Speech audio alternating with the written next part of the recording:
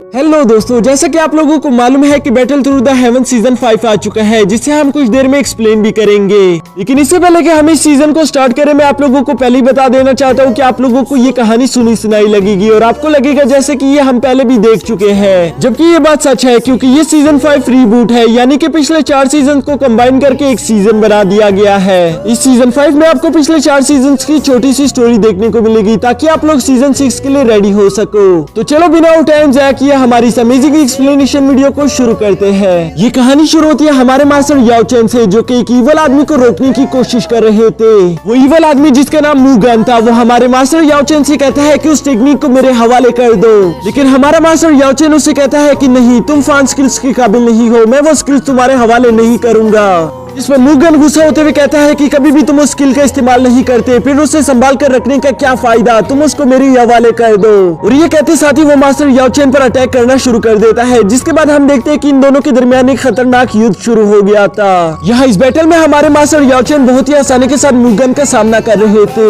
कि तभी मुगन इस मौके का फायदा उठाते हुए बड़ी तेजी के साथ मास्टर याओ चेन के डेसिबल पर अटैक कर देता है ताकि वो उन्हें जान से मार सके। इस बात का अंदाजा जैसे ही मास्टर याओ चेन को होता है, वो बड़ी तेजी के साथ जाकर अपनी डेसिबल के सामने खड़े हो गए थे, जहां वो अपने सामने एक शील्ड बना लेते हैं ताकि वो अपनी डेसिबल की जान बचा सके। लेकिन हमें यहाँ पे मालूम होता है कि ये सारी मुगन की एक चाल थी, क्योंकि हम देखते हैं कि मास्टर याओ चेन का डेसिबल ही अपनी तलवार को मास्टर की पीठ में घुसा देता है, जिस पर मास्टर याओ चेन काफी ज्यादा हैरान हो गए थे। वो हैरान होते हुए अपने डेसिबल से सवाल करते हैं कि तुमने ऐसा क्यों किया, जिस पर उसका डेसिबल जवाब देता है कि मैंने आपके साथ इतना वक्त गुजारा, लेकिन कभी भी आपने वो फान स्किल्स मुझे नहीं पास की। आप हमेशा से वो स्किल्स मुझसे छुपाते रहे ताकि मैं एक स्ट्रॉन्ग वॉरियर ना बन सकूं। और ये कहते साथ ही वो अपने मास्टर याओ चेन को खाई से नीचे गिरा देता है, जबकि दूसरी तरफ मास्टर याओ चेन काफी ज्यादा इमोशनल हो गए थे। उनका इरादा कभी भी ऐसा नहीं था, वो बस अपने डेसिबल की जान बचाना चाहते थे। और इसी वजह से हम देखते हैं कि मास्टर याओ चेन की आंखों में आंसू आ जाते हैं, जिसके बाद हम देखते हैं कि मास्टर याओ चेन अपनी स्पिरिट सोल को एक रिंग में कैद कर लेते हैं। और इसी के साथ सीन शिफ्ट होकर प्रेजेंट में आ गया था, जहाँ हमें जियाओ फैमिली के एक टैलेंटेड बच्चे के बारे में बताया जाता है कि उसने छोटी उम्र में ही बहुत बड़ा लेवल हासिल कर लिया था,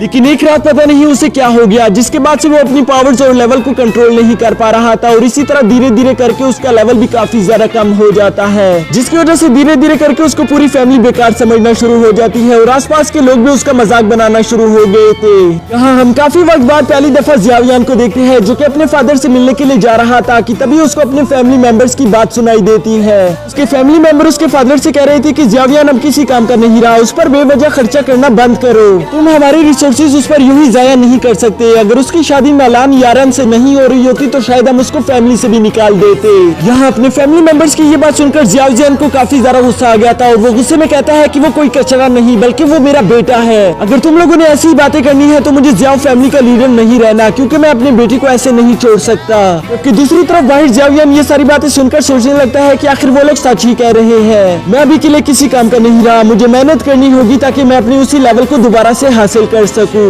और ये कहते साथ ही वो दोबारा से अपने रूम में चला जाता है, जहाँ वो बैठकर कल्टीवेशन करने शुरू हो गया था। लेकिन तभी अचानक वो देखते हैं कि उसकी फ्लेम एनर्जी गायब हो गई थी, जिस पर वो हैरान होते हुए कहता है कि मुझे समझ नहीं आ रहा, पहले तो मेरी बॉडी किसी भी फ्लेम एनर्जी को बहुत ही आसानी के साथ एब्जॉर्ब कर लेती थी, लेकिन पता नहीं अब मुझे क्या हो गया है। वो भी इसी बारे में सोच ही रहा था कि तभी उनका एक सर्वेंट वहाँ पर आकर कहता है कि मास्टर, आपको आपके फादर ने बुलवाया है क्योंकि कुछ मेहमान आपसे मिलने के लिए आए हैं। जो सुनकर जियावियान कहता है कि ठीक है, मैं आ रहा हूँ। और ये कहते साथ ही जियावियान उठकर अपने फादर से मिलने के लिए चला जाता है। वहाँ पहुंचने के बाद जियावियान देखता है कि नलान फैमिली से उसके होने वाली वाइफ आई हुई थी और शायद इसीलिए उसके फादर ने उसे यहाँ पर बुलवाया था। लेकिन यहाँ हम देखते हैं कि पूरी सभा में कोई भी सीट जियावियान के बैठने के लिए खाली नहीं बची हुई थी, जिस पर उसकी सिस्टर आवाज लगाते हुए कहती है कि तुम आकर मेरे साथ बैठ सकते हो। ये बात सुनती जियावियान फौरन से जाकर उसके साथ बैठ गया था, जिसके साथ साथ वो उसका शुक्रिया भी अदा कर देता है। यहाँ दोस्तों मैं आप लोगों को पहले ही बता देना चाहता हूँ ताकि आगे हमारे लिए कोई कंफ्यूजन ना हो। दरअसल ये लड़की जियावियान की असली बहन नहीं है, जियावियान के फादर ने इसे अडॉप्ट किया था, जिसका रियल नाम जियोनीर है। और इसके बाद से हम इसको जियावियान की कजन बोलेंगे, क्योंकि फ्यूचर में हमें ये बात देखने को मिलेगी कि जियोनीर भी जियावियान से प्यार करती है। अब हम देखते हैं कि वो सभा वहाँ पर शुरू हो गई थी, जिसमें सबसे पहले मिस नालान खड़े होकर मास्टर जियाओ जियान से कहती है कि आपका बहुत बहुत शुक्रिया कि आपने मुझे यहाँ पर आपके सामने खड़े होने की इजाजत दी, लेकिन मैं आपसे यहाँ पर एक जरूरी बात करने के लिए आई हूँ। जिस पर जियाओ जियान कहते हैं कि तुम हमारी होने वाली बहू हो, तुम कुछ भी बोल सकती हो और उसके अलावा तो मैं तुम पर फख्र महसूस करता हूँ। वैसे भी तुमने इतनी कम उम्र में इतनी ज्यादा अचीवमेंट हासिल करके अपने दादा अब्बू का नाम तो रोशन कर ही दिया है। मुझे तुम पर काफी ज्यादा फख्र महसूस होता है। यहाँ अपनी ऐसी तारीफें सुनकर हम देखते हैं कि मिस नालान काफी ज्यादा एम्बेरेस्ड हो गई थी, क्योंकि वो यहाँ पर जो बात करने के लिए आई थी शायद उससे ज़ियाउज़ेन काफी ज्यादा गुस्सा हो जाए, और शायद इसी वजह से वो ये बात करने से हिचकिचा भी रही थी कि तभी उसका मास्टर खड़ा होकर कहता है कि शायद मुझे बात कर लेनी चाहिए।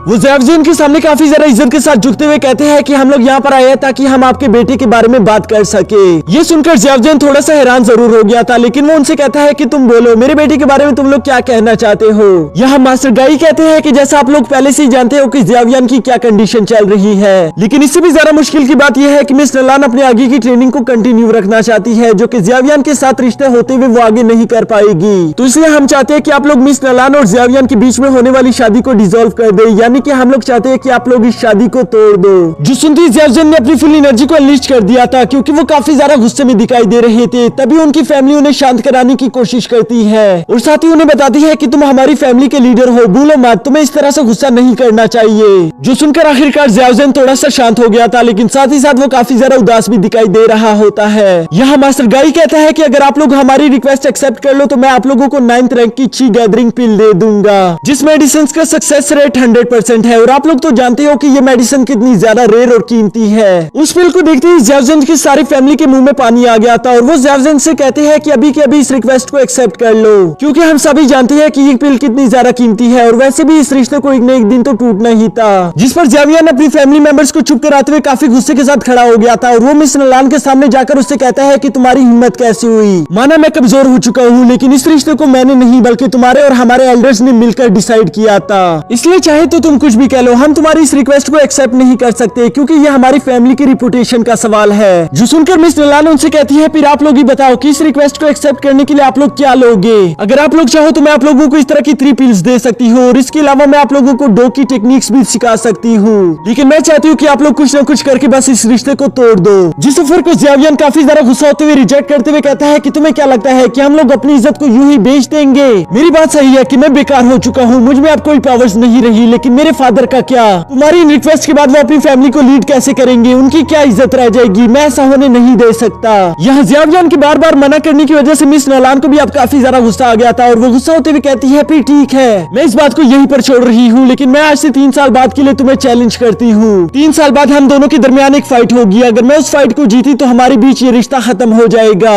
और अगर बदकिस्मती से तुम जीत गए तो मैं तुमसे वादा करती हूँ कि मैं पूरी जिंदगी तुम्हारी गुलाम बनने के लिए तैयार हूँ। जिस पर ज़ियाउज़ेन भी काफी ज्यादा गुस्सा होते हुए कहता है कि मुझे तुम जैसी लड़की की कोई जरूरत नहीं, बस मैं अपने फादर के लिए ये सब साबित करना चाहता हूँ। वो बड़ी तेजी के साथ जाकर वहाँ पर एक कागज और कलम उठाते हुए एक कॉन्ट्रैक्ट साइन बना लेता है, जिसको उसने अपने खून से साइन कर दिया था। साथ ही वो उस कॉन्ट्रैक्ट को मिस नालान के मुंह पर फेंकते हुए कहता है कि ये रहा तुम्हारा कॉन्ट्रैक्ट, अगर 3 साल बाद मैं तुमसे हार गया तो मैं तुम्हें हमेशा के लिए आजाद कर दूंगा, लेकिन अगर मैं जीत गया तो तुम्हें मेरी फैमिली से माफी मांगनी होगी। और इसी बात से इन दोनों के दरमियान ये 3 ईयर कॉन्ट्रैक्ट साइन हो जाता है, जिसके साथ ही हमारा ये एपिसोड भी यहीं पर खत्म हो गया। दोस्तों इसका नेक्स्ट एपिसोड भी अभी 1.5 घंटे बाद मैं अपनी इसी चैनल पर अपलोड कर दूंगा, तो उसे देखना मत भूलना।